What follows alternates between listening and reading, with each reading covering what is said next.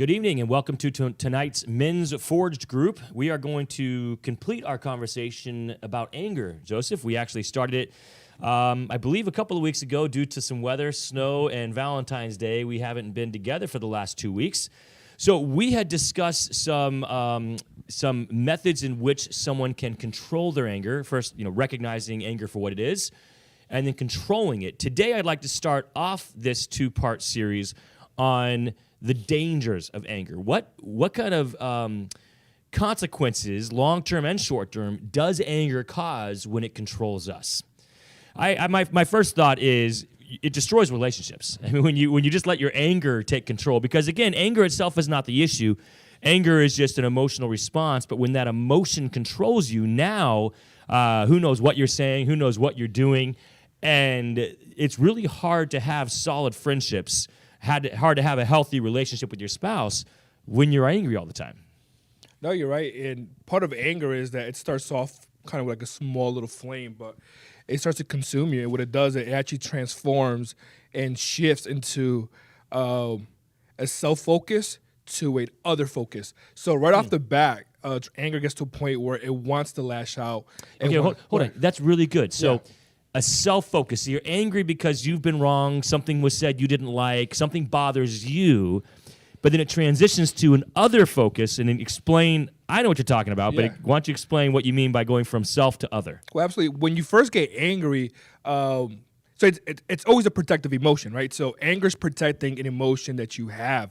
And so it could be an assumption that someone has, interpretation they think that's harming you. So right off the bat, you feel something. You feel upset, you feel attacked, and so it doesn't feel good. So anger comes in and says, okay, I don't want to be stuck with these feelings. It serves a distraction, one. First of all, it automatically shifts to harming and defending your cause because you don't want to sit in these feelings. And so it does shift from, look what I'm feeling, Hulk, you hurt me too. Now I have to get you back. Could you say, Joseph, that anger can often be a replacement emotion for something else you didn't enjoy? You were hurt turns to anger. You were bitter, bitterness turns to anger. Absolutely, spot on. We refer to it sometimes as a substitute emotion, a secondhand emotion, because that's what it does. So if you don't address the first, you need to expect the second, which is the anger. And then it starts with you were offended, you were hurt, you're angry, to now you're lashing out at a person, and sometimes an innocent victim, a child who had no part in the original issue, but there's no one else there, so you're angry at the child. Absolutely, because pain alone is not enough to just get angry. Because if you just have pain, you could just be sad. When it triggers a thought, and there's a triggering thought to where now you believe a certain situation is happening because you're being attacked, that forms anger, and that automatically adjusts to other focus. In other words, I'm going to shift my anger out on you, and that can be anyone who's near you. Wow. That is great, man. I wish that guys understood that at a young age and didn't have a trail of destroyed relationships in their life before it finally dawned upon them that this replacement emotion, this second emotion, is just a response to, often, not always, and you could start with anger, nothing else, but if it's a replacement, and when you're going from I'm angry at what they did to me, now I'm just angry at people, and we just destroy lives. Yeah. And now we're transferring our anger to someone else. Now they're doing the same thing and having their replacement emotion as anger. They're hurt that we lashed out on them, and now they're angry, passing it on. That's right. And don't you find that anger is often multiplied, not added? When you're angry at a child, they're angry at their friends. Now their friends are angry at their teachers and fellow students, and it's just multiplied. Absolutely, because anger doesn't provide the clarity or the communication needed to resolve it. Right? If it's healthy anger, you recognize and you do the things that we discussed a couple weeks ago, that's fine because you manage it. But when you let anger spiral out of control, now there's no clarity or opportunity to salvage it. And so now you have everyone around you angry because they're feeling attacked, they're feeling pain. And what you have is a snowball effect, and that's how relationships are destroyed. That's how households are destroyed, because anger does exactly that. It completely directs the attack on someone else. Wow. Proverbs chapter 22, verse 24, God actually warns us to not, it says, make no friendship with an angry man. So God understands the damage and the danger of anger and says, don't even bother being a close companion. Now, God's word is not saying to ignore angry people, to never be kind to them, to never assist them, but don't bring them in as a close confidant or a friend. They'll just wreck you. They'll wreck your life. They're too inconsistent. And there's a level of emotional eggshells because you don't know when the next outburst is coming. You don't know when the next flare-up is coming. And so we discussed the first couple of weeks that anger is a normal emotion, right? There is justified anger. There is anger because we're human. And when it's done properly, it can motivate you towards Correct. solid choices. Angry at your laziness. Angry at your attitude of ignoring family. Crime or Sure, anger at crime. anything that's going to be there to help you make a difference, right? Sure. Those are just justified anger. God hates sin, right? So we as well. But you're right. That type of anger that we're talking now, it's a direct attack because it always shifts to other people. And in that anger, it eliminates communication. Your body changes to, I got to protect myself. I got to defend myself. You have no opportunity to have discourse or conversation at the moment because now you're emotionally led. And the thought behind it, the thought that perpetuates anger is saying, you hurt me, now I have to hurt you back. Hey, wow, that is awesome, the way you describe that. So healthy, godly anger would be directed at the problem while showing love to the person. Absolutely. Unhealthy, destructive anger directs the anger to the person, ignores the problem, and repeats and multiplies the anger now in other people. Absolutely. It always attacks the wrongdoer or how you perceive the wrongdoer. And you're right. And what happens when anger is from point A to point B being the explosion, it becomes quicker now. So now you get angry easier and quicker. Sure, the more you do it. Absolutely. Yeah, that's the same with almost any emotion. The more Correct. you experience that emotion, the That's more right. you give into it, the more it controls you in the future. That's right. All right, so another danger of anger that I have is regret. So, I mean, if you're destroying relationships, yelling at your kids, yelling at your spouse, girlfriend, a woman yelling at your boyfriend, whatever the case might be, and you look back and you see burnt bridges and destroyed relationships, it's going to lead to regret, the things you said and did. And regret can be a heavy emotion to carry with you, especially every time you look in the eyes of your child, you see hurt. Every time you look in the eyes of a spouse and eventually an ex-spouse, you see pain. That regret can really destroy you now. Yeah, it's looking at it compassionate way, right? This anger happens sometimes consciously, but you're right. There's times where because of unhealthy patterns of life, trauma, we talked about that, you get angry easily, but the aftermath, when you start to calm down and you see what you've done, whether it's verbally, physically, whatever, when you see what your anger has caused, there is a level of guilt, a level of shame, a level of hurt, and that part, now you get angry with yourself, and it reflects in your self-image, it affects on your self-esteem, and look what I am. I'm not a competent parent, I'm not a good husband, I'm not a good wife, and so now you're working with you, and a lot of times the anger could shift to harming yourself. Yeah, so then now if we have regret, now we're angry at ourselves, and then now we're angry at them and me, and I'm hurt, and so I'm angry because I'm hurt, and it just gets worse and worse and worse. And that leads to the self-harm, suicidal thoughts, depression, physical abuse, as opposed to just yelling, which is bad enough. Now we're actually doing something physically that we regret. Arguing over the dishes sometimes, not the dishes. Yeah. It's something else. It's something else. Yeah. All right. The third thing that I recognize is trauma. So you're often, we don't know how to handle anger because we've been traumatized, and so we're repeating what was done to us, but now we're inflicting on others who will repeat what we do to them. And we inflict trauma in the lives of others when we are, without cause, angry, and specifically angry at them rather than the problem. By the way, if there's no cause to be angry, all you have left to be is angry at the person, not the problem. There's no problem to be angry at. Right. And so a lot of angry people can't really point their finger at, I'm angry at this thing. It's not a thing. It's just they're angry in general.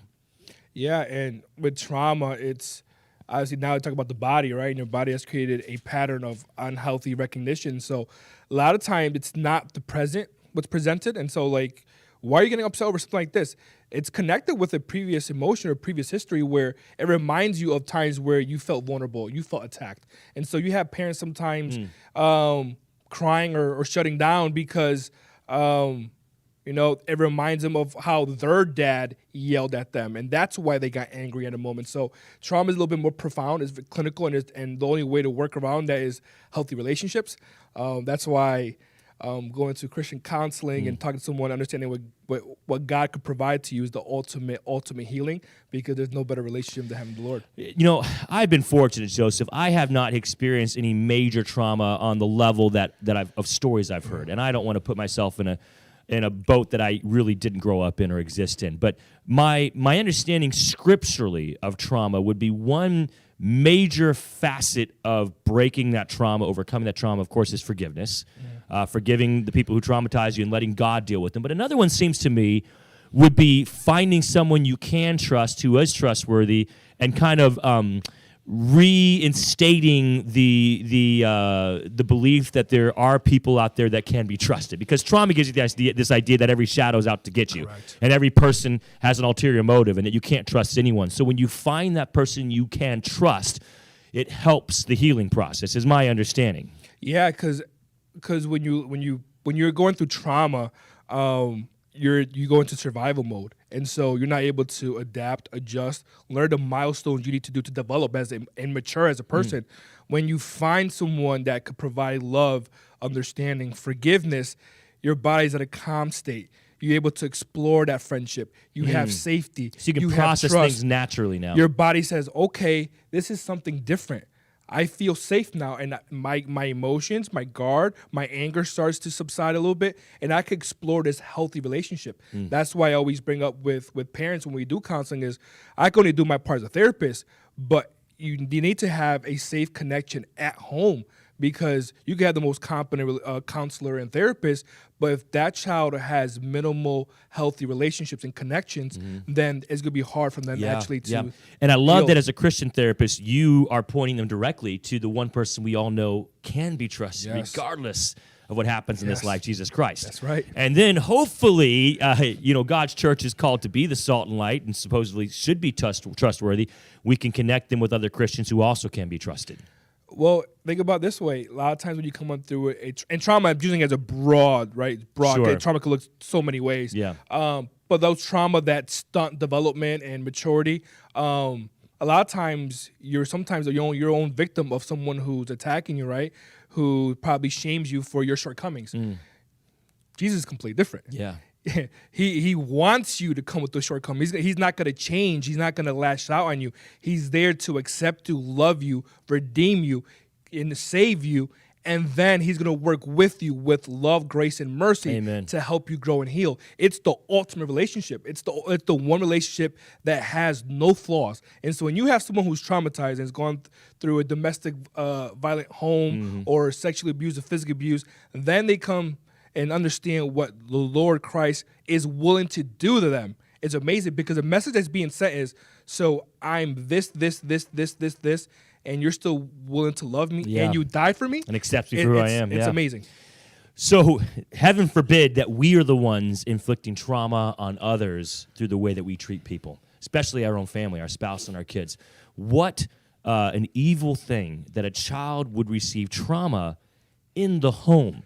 I mean, we can't protect our kids from every bad thing in the world, but to be the ones inflicting it at the home, it is just beyond wrong. Yeah, and it could be as simple as yelling, and sometimes anger looks different too. Anger isn't always an aggression or an aggressive yelling. Anger could just be emotionally withdrawing.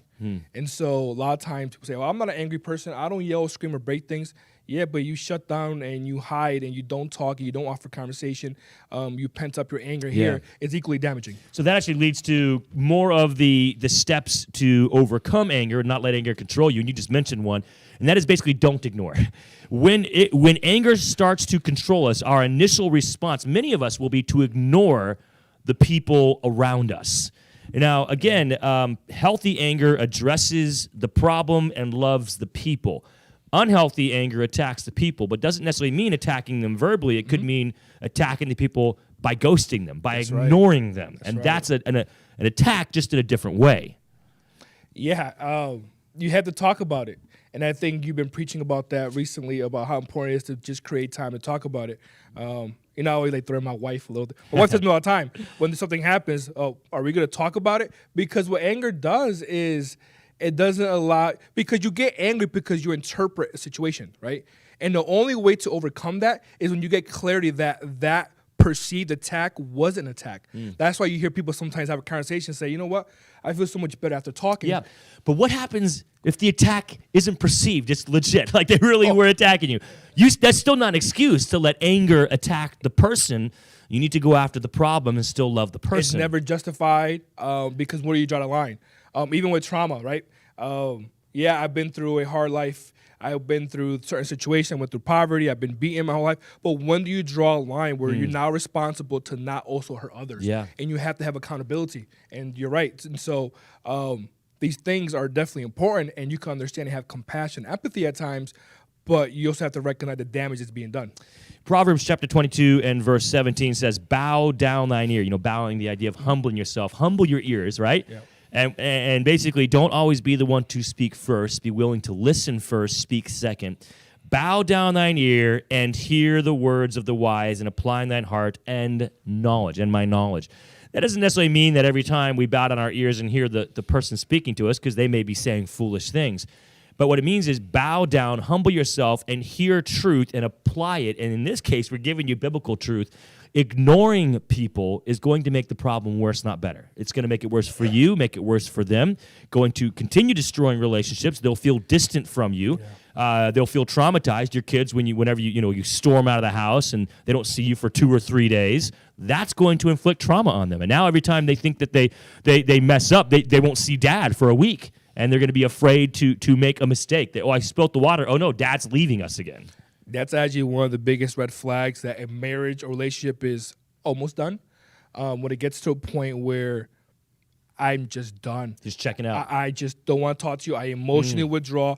It's usually a reflection of contempt, and it's damage. At least if there's face-to-face arguing, at least there's a level of intimacy in there where it shows that you care because of something. It's not healthy. But when it gets to a point where you check out, right? It's Sure. like I know you. It's like I'm laughing because it could be you're not that you care about the person, you care about your own needs. You're arguing about your needs. But yes, but the fact that you actually are willing to have that face-to-face interaction says, you know what? I still see you in a way where you have to hear me out. When you don't have that at all, I don't care if you exist. I just don't. I'm just done. I'm tired of it, and that's hard to overcome. So it's a perfect example you brought up. When you shut down and you ghost someone, it's first of all, it's abusive because if it's felt by everyone, but it's definitely a red flag of we got to do something now. Yeah. Proverbs 29 verse 20, we read, "Seest a man that is hasty in his word, quick to speak." So again, speaking first, not listening first, right? There is more hope of a fool than of him. We cannot ignore people, but nor does that mean just telling them everything that's on our mind. We need to stop and think first, listen. Well, maybe it's listen first, think second, speak third. I think that would probably be a good order that would control our anger if we listen first, think second, and speak third. Absolutely. I think that's a perfect example when it connects to the things we talked previously, where get to a level of calmness, get to a moment where you're able to process, because if you try to have that early on where your emotions are high, it's not going to be productive. But yeah, you have to get to a point where you're calm and find a way to cope, right? Whether it's a walk or time to pray, find a way and always come back to that. So if you're going to leave, there needs to be a conversation. Hey, I love you. I need to process what you're saying. I'm going to go for a walk. I'll be back in 20 minutes. I'm coming back. I'm not leaving forever. I'm not going to a hotel tonight. I will be back. And I already laugh because I use this timeout method that we use for our family. For domestic violence offenders that I work with, we have a timeout method, and one of it is always in communication. If you do leave, make sure this is an agreement that you have with your partner, where you're saying that you're only leaving because you need to process and calm down, so that you can come back and have a conversation about the problem. Yeah. A lot of times they'll leave without saying it. They'll come back and there's clothes on the lawn. You're coming worse to a worse situation than when you left. Absolutely. So you're right, but you have to find these situations where you need to connect with God. I know I've done it. That's always my thing. If I get to a point where I'm angry, I'm upset, I got to get to a point where I know I'm going to have rational conversations in love. And I always tell myself this: if I feel like I can't have a conversation in love, I'm not ready yet. That's great, and I think that's an amazing tool for Christians, is that if we want to control our anger, we need to pray about this. Yes. But what are you praying about, Joseph? If you haven't taken the first step to listen, then your prayer isn't really going to be a prayer of knowledge, because you don't even know what the person is trying to address. So a solid prayer is going to be one based off of the actual problem, not your feelings. Absolutely. And you have to hear the problem to pray about the problem. So the thinking and praying kind of goes hand in hand. Here's the issue, Joseph. So for some people, the more they listen, the harder it is to keep their mouth shut, because they're just so bothered by what is being said to them. Yeah. So what's your advice for them? Well, we're telling them to listen, absolutely. but they say, when I do, it just makes me more mad. Absolutely. I think you nailed it when you said when you pray, it's not about your feelings. You have to shift your prayer to a humble prayer and say, Lord, allow me to understand the person that's in front of me. That's the prayer that should be. You talk about shifting your focus off yourself again. That allows you to understand that you can't find any success or any opportunities to connect unless your focus is on that person. Because a lot of times, like you said, what happens is kind of a cycle. We were upset earlier because we thought that we were being accused of something, or we're not listening, or we're not a great husband, or you're saying I'm dumb or stupid, and then you start to go back and you start to have a conversation, and then you get angry again because you're hearing someone out. You're like, are you saying the same things about me again? And so you have to bring the focus on the person and say, Lord, I want to understand what's going on with my wife or this individual. It's not about me. When I was young, I remember someone accused me of something that was really hard for me to believe about myself. They had accused me of being lazy. Now, I don't know if you know me well, and so that's really far-fetched truth. And I thought, could this possibly be true, that I'm lazy, that I just am not a hard worker? And I every time this was brought up, I would get angry at the person, not the problem. Right. I wouldn't try to communicate successfully. I would just try to defend myself. And boy, I had the regret. The relationship was getting destroyed. After years of this, Joseph, it wasn't my wife. It's not anyone I'm related to. But after years of this, I finally realized I need to pray about this. And I just, you'd think I would have known that earlier. And I prayed, Lord, reveal, is what this person is saying true? And I am completely open. If it is, and somehow I'm thinking something about myself that's not true, open my eyes. And through that time of prayer, God revealed to me, no, Russ, you don't struggle with laziness. You got other issues, and he revealed some of those to me. Laziness was not one of them. But what he did reveal to me was you're too quick to defend yourself.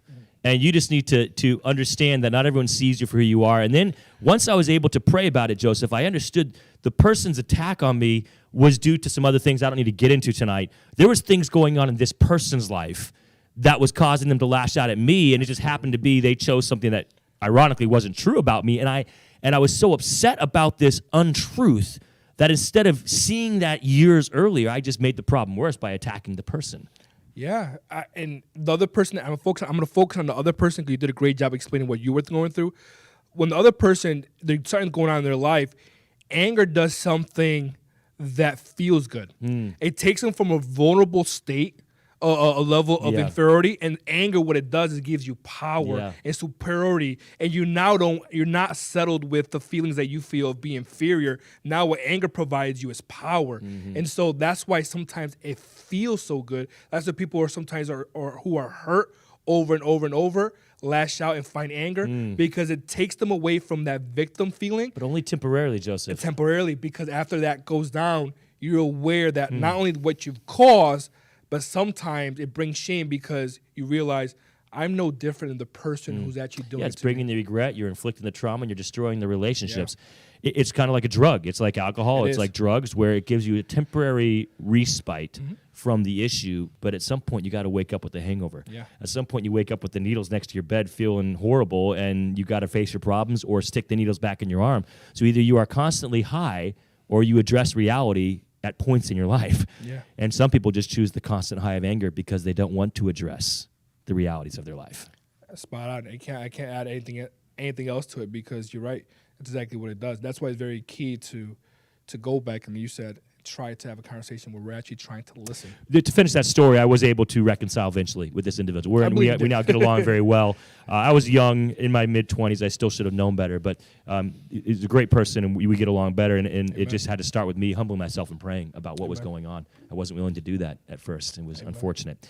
Now, one more thing, and then we're going to finish tonight, and that's do talk. So we've already discussed this, but at some point, Joseph, if you are angry, and let's say the person, what they're saying to you justifies anger, you do have to talk about it, because the Bible does say, answer a fool according to their folly. If they're saying foolish things to you or about you, you don't just let them get away with it. Jesus Christ said, if you've been offended by a brother, then go to them and let them know that you've been offended. Christ said, don't even bother worshiping me if you have offended someone or if someone's offended you.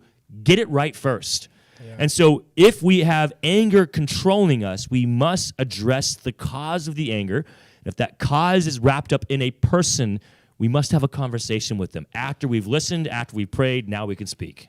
Yeah, because what you do is you can automatically assume that you're so spiritual and you're so emotionally aware that you could just not speak about it, because it will create a grudge and bitterness in you. And that's what I've always had. I actually had these notes for a long time.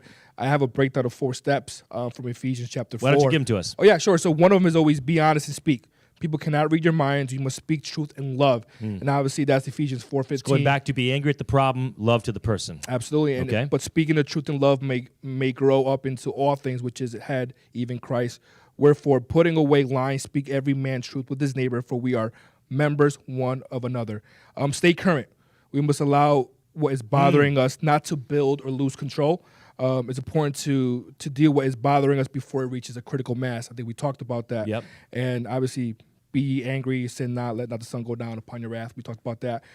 Attack the problem, not the person, right? Along the line, we must remember that it's important to also keep our voices low. So there's a level also understanding communication. It's not just what we say, is how we say things. And that's a key thing, because when we do marriage counseling, the delivery of what you're saying, your anger could obviously lead to how you say it and voices and tone. And that could change culturally, right? Some people cultures speak louder, but children and your spouse could tell the difference when you're speaking because you naturally speak high or because you're upset. And so that's always try not to actually let no corrupt communication proceed out your mouth, which is not good for use of edifying. And corrupt communication is just something that would be damaging to the individual. You know what I find is often said in anger? Exaggeration. Yes. People exaggerate all the time. You never love me. You never show me that you care about me. You're never there for me. I mean, they're sitting there. To say you're never there and they're sitting there obviously is not a truth. And so exaggeration then just causes the other person to say, well, how can I trust anything you're saying? Because you're exaggerating. What do you mean I'm a bad husband? What do you mean I never clean? And so a lot of times even divorce is thrown out there. Well, you know what? I'm just going to divorce you because you're angry. You even exaggerate the outcome. Maybe we shouldn't be together. And so you said back, and that alone will list out things. Then you realize that when you calm down, well, I was just angry. I want to be with you. The cat's out of the bag I now, love though. you, You've but said, it's hurt. And I think you talked earlier in your message today about how damaging words can be. And a lot of times there is anger. The most damaging part is actually what's being said a lot of times. And obviously the 4th step, obviously we talked about it too, is act, don't react. Obviously because of our fallen nature, our first impulse is always a sinful one. And so we have to take time to reflect on God, on the word, and prayer, so we can let all bitterness and wrath and anger and all that be put away. And so these steps have always helped me because I can only speak for myself. One of the things I've done growing up was when I let things anger me, I was like, you know what? I'm not even going to talk about it. I'm just done with this person. And I realized that I actually caused a lot of damage growing up because I will literally take a relationship that I valued and cherished, and because they upset me or they hurt me, just threw it away. Wow. And as I got older, I realized, man, I actually lost a best friend. Someone who was with me in my undergrad. I grew up together. We connect in so many ways, and we stopped talking because my anger made me say some things that were really spiteful. That's a shame. Yeah. Again, it goes back to our anger destroys relationships. Our anger causes regret, which is a burden we have to carry, and our anger causes trauma, which is a burden they have to carry. That's right. Even in a destroyed relationship, we both walk away with regret and trauma. That's right. So, Joseph, we're going to end with this final step, and this final step is going to transition to our next talk, and that's forgiveness. Yeah. Do forgive. To the one of the best ways to control our anger is to be a forgiving person. So we're not going to talk much more about that tonight. I won't be here. I'll be out of town. Joseph's going to continue with our youth pastor, Pastor Ethan. The two of you will have that conversation. I imagine that will be a couple of weeks conversation. I'll probably let you and Ethan have both of those weeks together as you discuss the value, the importance of forgiveness. You know what I find, Joseph? I've asked a lot of people over the years, what is forgiveness? They can't define it. Yeah. They'll tell me a lot of things of what forgiveness is not. But when I say, what is forgiveness? They don't know. Yeah. Have you experienced that? Oh, 100%. They know they should, but they don't know what it is they should do. So hopefully you and Pastor Ethan can address that, define it biblically, so people can have a working definition of forgiveness, how it should look in our lives, how it helps us. By the way, forgiveness does help us more than it helps the one being forgiven. Yes, it frees us. Yes. Okay. Well, that's it for tonight. Thank you so much for joining us. And I won't be here, but I'll be part of your group watching Joseph and Ethan as they now have a new conversation on forgiveness. Thank you so much. Have a great night.